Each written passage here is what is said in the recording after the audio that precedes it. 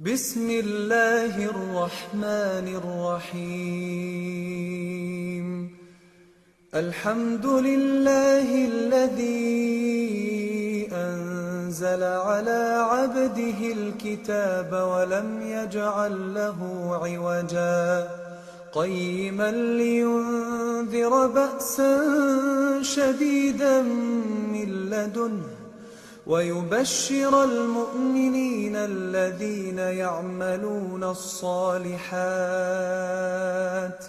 أن لهم أجرا حسنا ماكثين فيه أبدا وينذر الذين قالوا اتخذ الله ولدا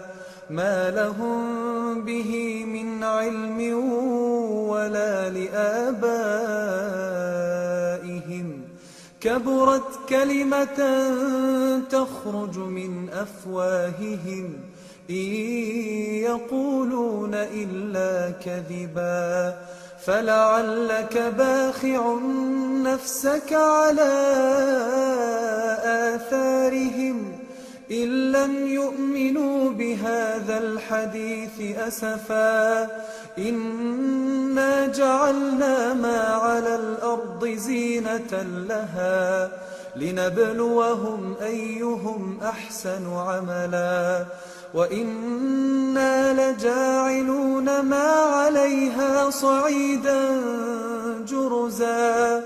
أم حسبت أن أصحاب الكهف والرقيم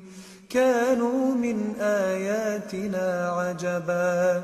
إذ أوى الفتية إلى الكهف فقالوا ربنا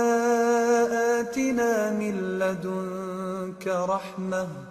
وهيئ لنا من أمرنا رشدا فضربنا على آذانهم في الكهف سنين عددا ثم بعثناهم لنعلم أي الحزبين أحصى لما لبثوا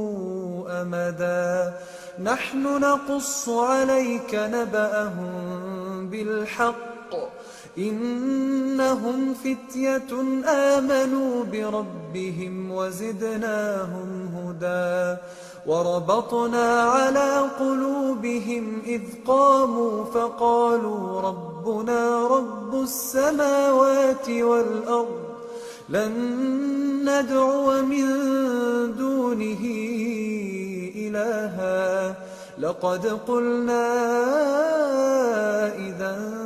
شططا هؤلاء قوم اتخذوا من دونه آلهة لولا يأتون عليهم بسلطان بين فمن أظلم ممن افترى على الله كذبا وإذ اعتزلتموهم وما يعبدون إلا الله فأووا إلى الكهف ينشر لكم ربكم من رحمته ويهيئ لكم من أمركم مرفقا وترى الشمس إذا طلعت تزاور عن كهفهم ذات اليمين وإذا غربت تقرضهم ذات الشمال وهم في فجوة منه ذلك من آيات الله من يهد الله فهو المهتد ومن يضلل فلن تجد له وليا مرشدا وتحسبهم أيقاظا وهم رقود ونقلبهم ذات اليمين وذات الشمال وكلبهم باسط ذراعيه بالوصيد لو اطلعت عليهم لوليت منهم فرارا ولملئت منهم رعبا وكذلك بعثناهم ليتساءلوا بينهم قال قائل منهم كم لبثتم قالوا لبثنا يوما أو بعض يوم قالوا ربكم أعلم بما لبثتم فابعثوا أحدكم بورقكم هذه إلى المدينة فلينظر أيها أزكى طعاما فليأتكم برزق منه وليتلطف ولا يشعرن بكم أحدا إنهم إن يظهروا عليكم يرجموكم أو يعيدوكم في ملتهم ولن تفلحوا إذا أبدا وكذلك أعثرنا عليهم ليعلموا أن وعد الله حق وأن الساعة لا ريب فيها إذ يتنازعون بينهم أمرهم فقالوا ابنوا عليهم بنيانا ربهم أعلم بهم قال الذين غلبوا على أمرهم لنتخذن عليهم مسجدا سيقولون ثلاثة رابعهم كلبهم ويقولون خمسة سادسهم كلبهم رجما بالغيب ويقولون سبعة وثامنهم كلبهم قل ربي أعلم بعدتهم ما يعلمهم إلا قليل فلا تمار فيهم إلا مراء ظاهرا ولا تستفت فيهم منهم أحدا ولا تقولن لشيء إني فاعل ذلك غدا إلا أن يشاء الله واذكر ربك إذا نسيت وقل عسى أن يهديني ربي لأقرب من هذا رشدا ولبثوا في كهفهم 300 سنين وازدادوا 9 قل الله أعلم بما لبثوا له غيب السماوات والأرض أبصر به وأسمع ما لهم من دونه من ولي ولا يشرك في حكمه أحدا واتل ما أوحي إليك من كتاب ربك لا مبدل لكلماته ولن تجد من دونه ملتحدا واصبر نفسك مع الذين يدعون ربهم بالغداة يريدون وجهه ولا تعد عيناك عنهم تريد زينة الحياة الدنيا ولا تطع من أغفلنا قلبه عن ذكرنا واتبع هواه وكان أمره فرطا وقل الحق من ربكم فمن شاء فليؤمن ومن شاء فليكفر إنا أعتدنا للظالمين نارا أحاط بهم سرادقها وإن يستغيثوا يغاثوا بماء كالمهل يشوي الوجوه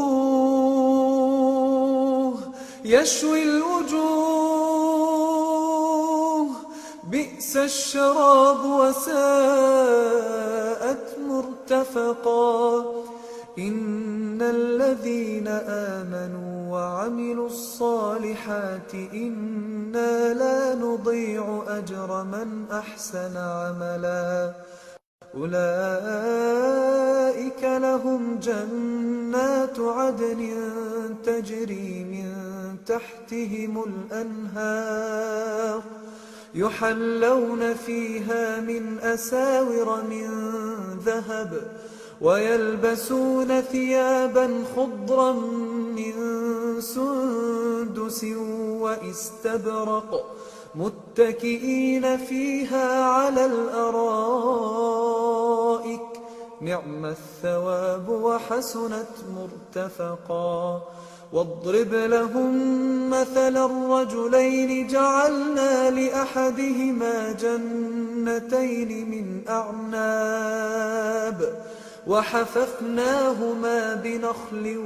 وجعلنا بينهما زرعا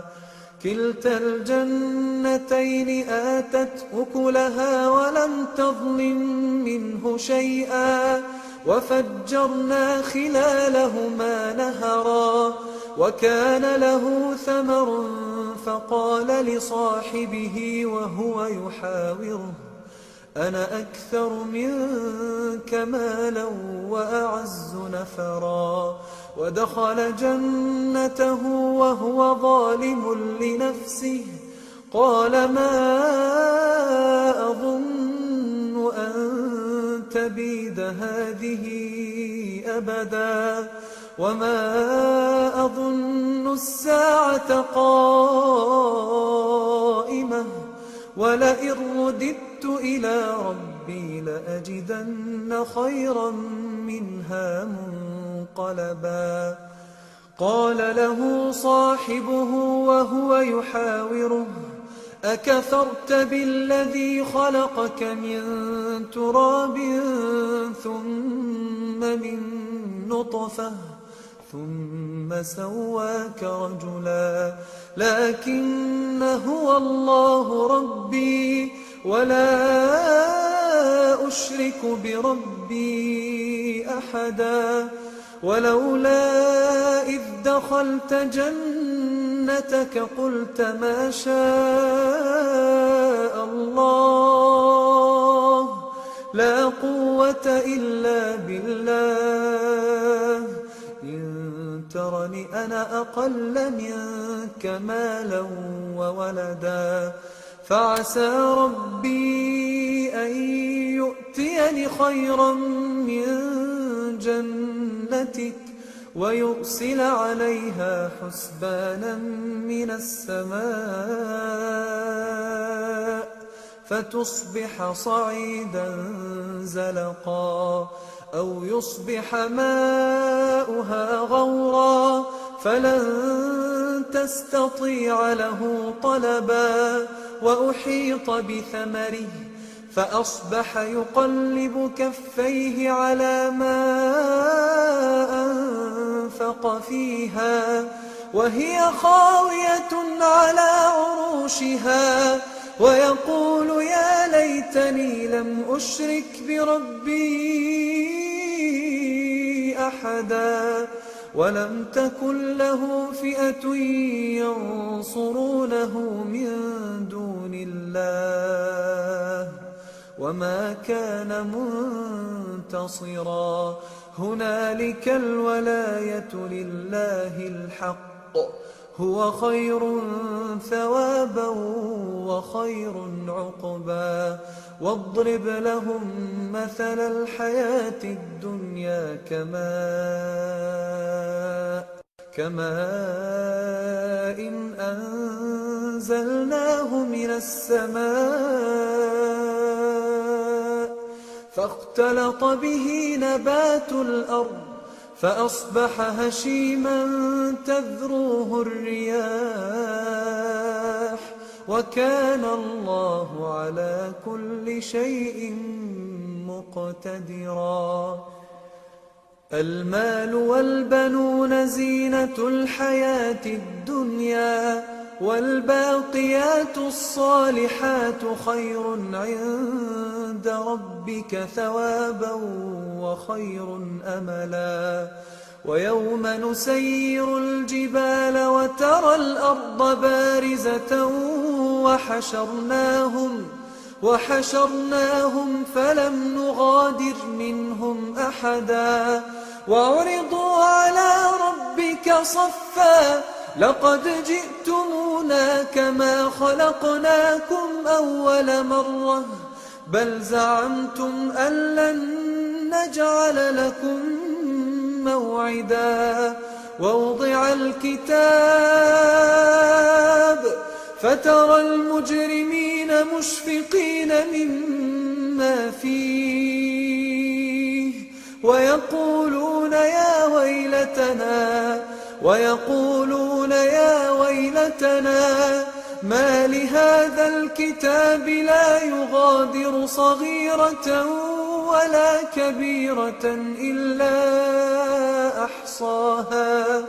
ووجدوا ما عملوا حاضرا ولا يظلم ربك أحدا. وإذ قلنا للملائكة اسجدوا لآدم فسجدوا إلا إبليس كان من الجن ففسق عن أمر ربه أفتتخذونه وذريته أولياء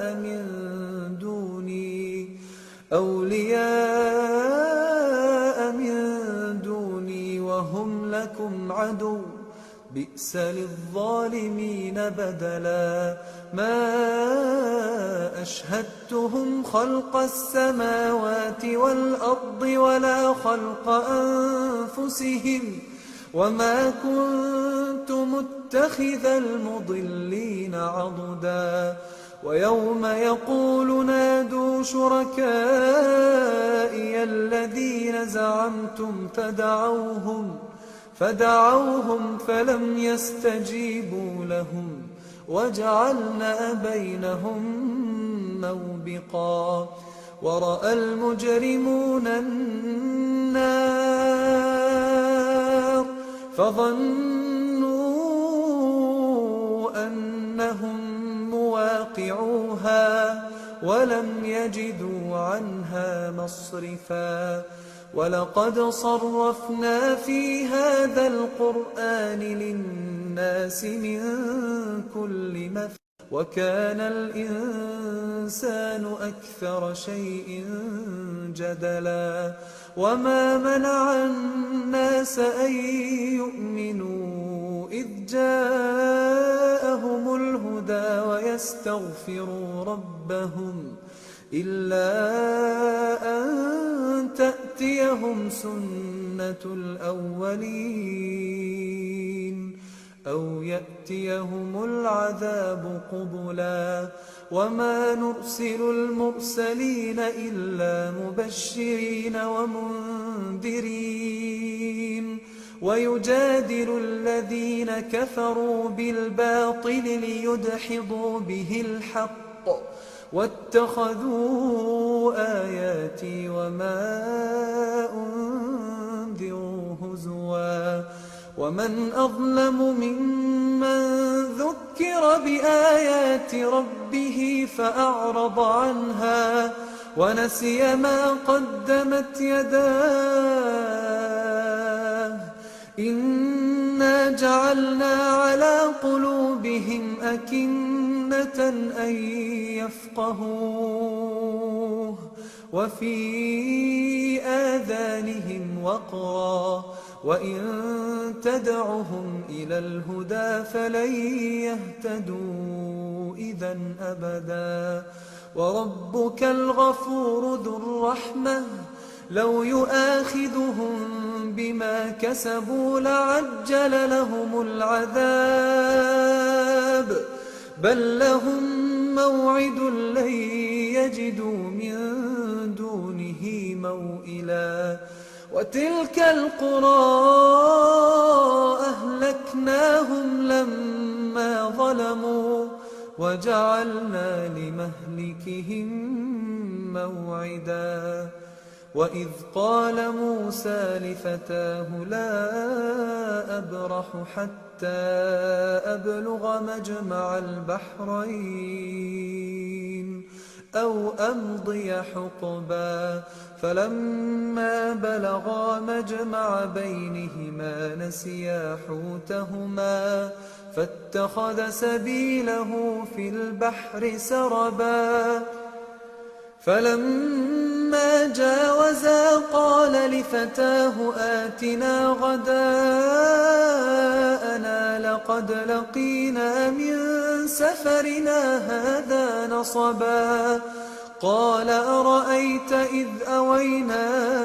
إلى الصخرة فإني نسيت الحوت وما أنسانيه إلا الشيطان أن أذكره واتخذ سبيله في البحر عجبا قال ذلك ما كنا نبغ فارتدا على آثارهما قصصا فوجدا عبدا من عبادنا آتيناه رحمة من عندنا وعلمناه من لدنا علما قال له موسى هل أتبعك على أن تعلمني مما علمت رشدا قال إنك لن تستطيع معي صبرا وكيف تصبر على ما لم تحط به خبرا قال ستجدني إن شاء الله صابرا ولا أعصي لك أمرا قال فإن اتبعتني فلا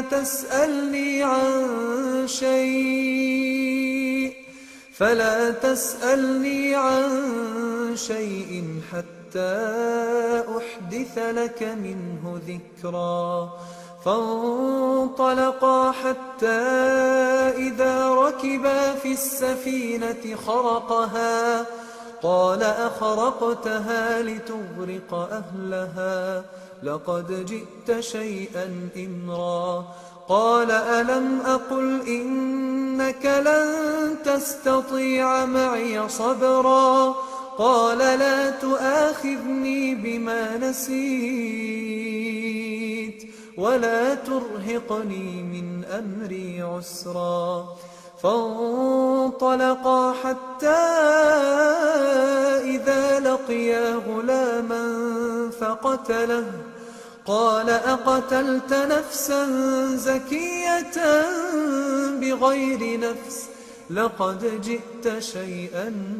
نكرا قال ألم أقل لك إنك لن تستطيع معي صبرا قال إن سألتك عن شيء بعدها فلا تصاحبني قد بلغت من لدني عذرا فانطلقا حتى إذا أتيا أهل قرية استطعما أهلها فأبوا أن يضيفوهما فوجدا فيها جدارا يريد أن ينقض فأقامه قال لو شئت لاتخذت عليه أجرا قال هذا فراق بيني وبينك سأنبئك بتأويل ما لم تستطع عليه صبرا أما السفينة فكانت لمساكين يعملون في البحر فأردت أن أعيبها وكان وراءهم ملك يأخذ كل سفينة غصبا وأما الغلام فكان أبواه مؤمنين فخشينا أن يرهقهما طغيانا وكفرا فأردنا أن يبدلهما ربهما خيرا منه زكاة وأقرب رحما. وأما الجدار فكان لغلامين يتيمين في المدينة وكان تحته كنز لهما وكان أبوهما صالحا فأراد ربك أن يبلغا أشدهما ويستخرجا كنزهما رحمة من ربك وما فعلته عن أمري ذلك تأويل ما لم تسطع عليه صبرا. ويسألونك عن ذي القرنين قل سأتلو عليكم منه ذكرا. إنا مكنا له في الأرض وآتيناه من كل شيء سببا فأتبع سببا حتى إذا بلغ مغرب الشمس وجدها تغرب في عين حمئة ووجد عندها قوما قلنا يا ذا القرنين إما أن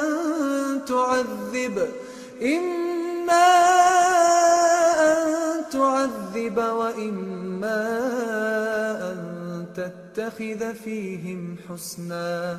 قال أما من ظلم فسوف نعذبه ثم يرد إلى ربه فيعذبه عذابا نكرا. وأما من آمن وعمل صالحا فله جزاء الحسنى وسنقول له من أمرنا يسرا. ثم أتبع سببا حتى إذا بلغ مطلع الشمس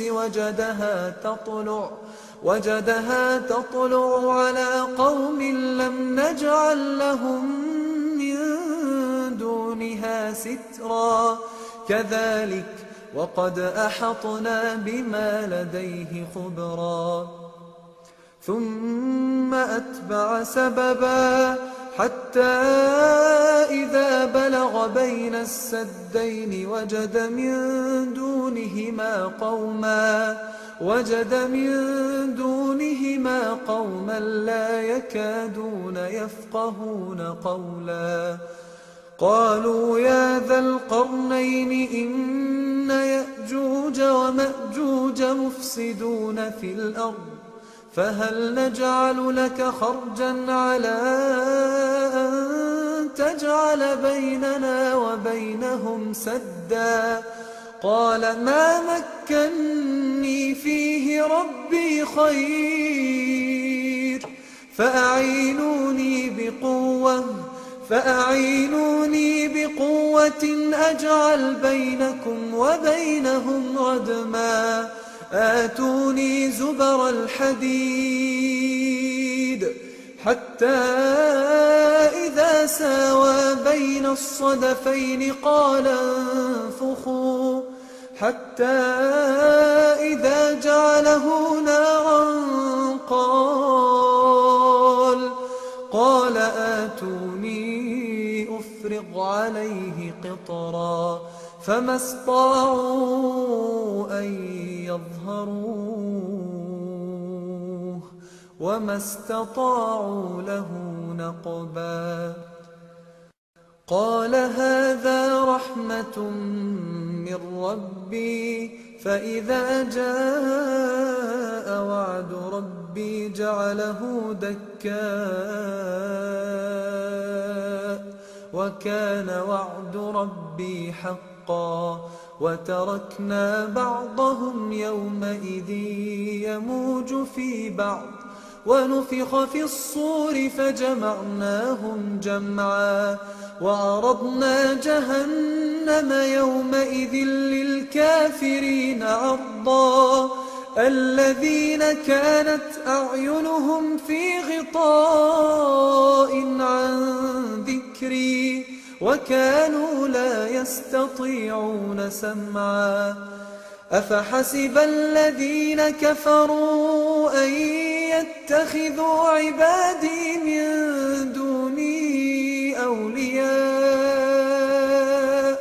إنا أعتدنا جهنم للكافرين نزلا قل هل ننبئكم بالأخسرين أعمالا الذين ضل سعيهم في الحياة الدنيا وهم يحسبون أنهم يحسنون صنعا أولئك الذين كفروا بآيات ربهم ولقائه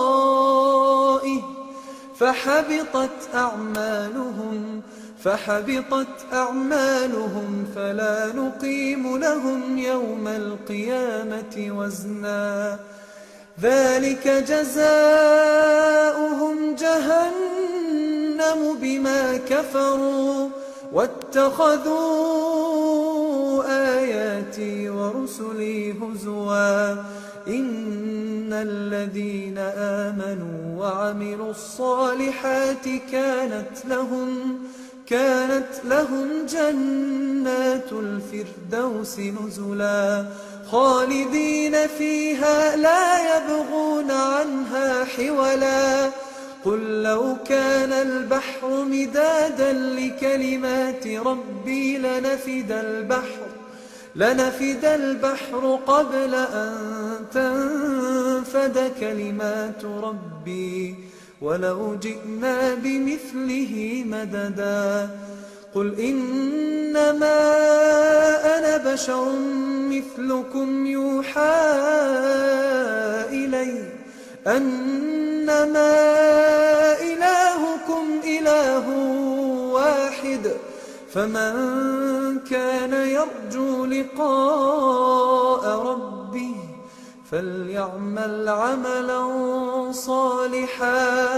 فليعمل عملا صالحا ولا يشرك بعبادة ربه أحدا.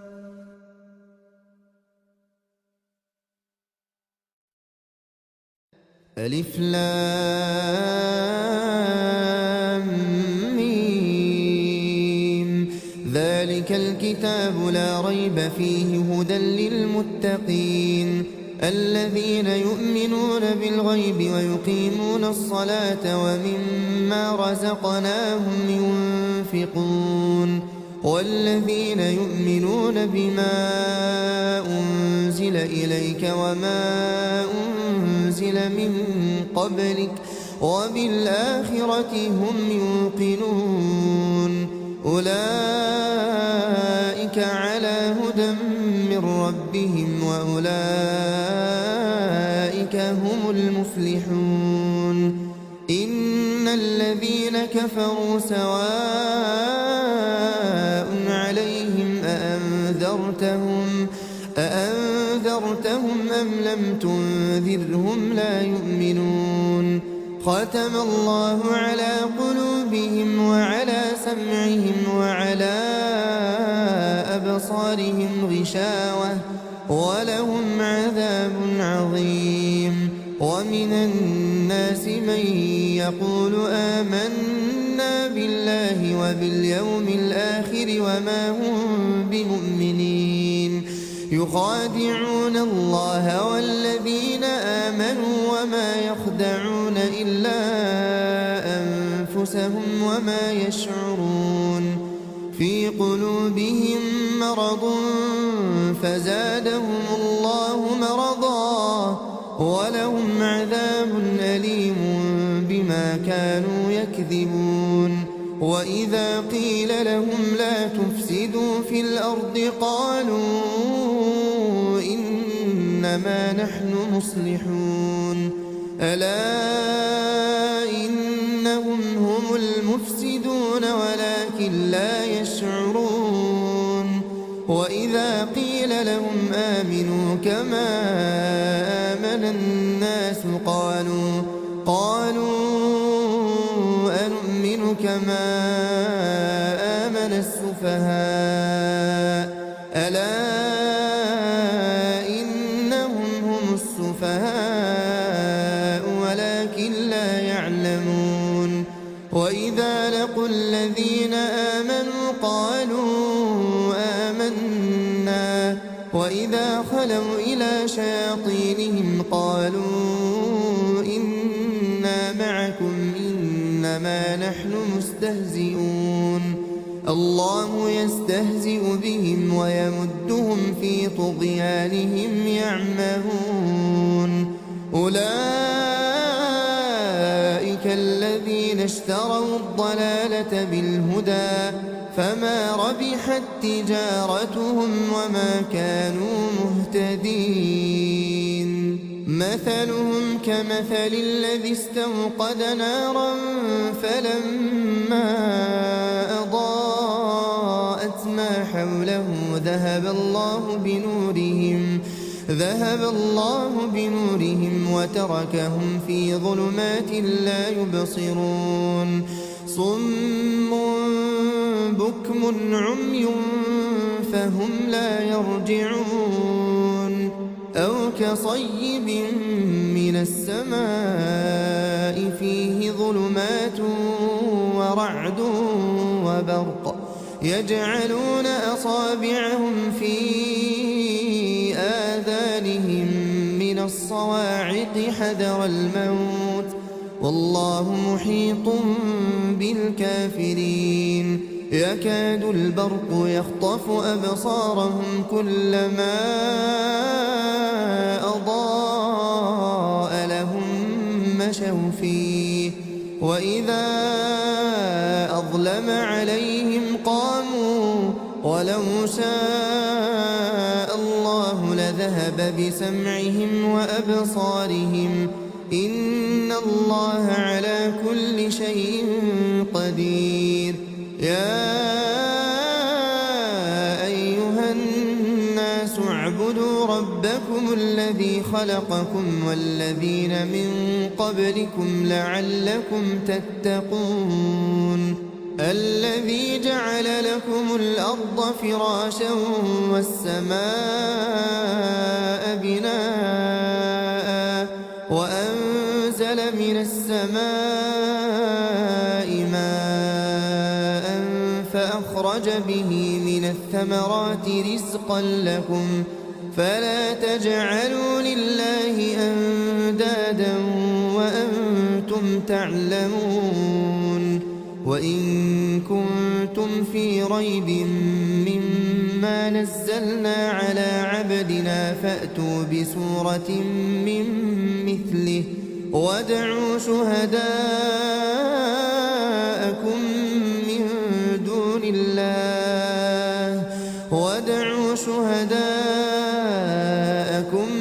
من دون الله إن كنتم صادقين فإن لم تفعلوا ولن تفعلوا فاتقوا النار التي وقودها الناس والحجارة أعدت للكافرين وبشر الذين آمنوا وعملوا الصالحات أن لهم جنات تجري من تحتها الأنهار كلما رزقوا منها من ثمرة رزقا قالوا هذا الذي رزقنا من قبل وأتوا به متشابها ولهم فيها أزواج مطهرة وهم فيها خالدون إن الله لا يستحيي أن يضرب مثلا ما بعوضة فأما الذين آمنوا فيعلمون أنه الحق من ربهم، وأما الذين كفروا فيقولون ماذا أراد الله بهذا مثلا يضل به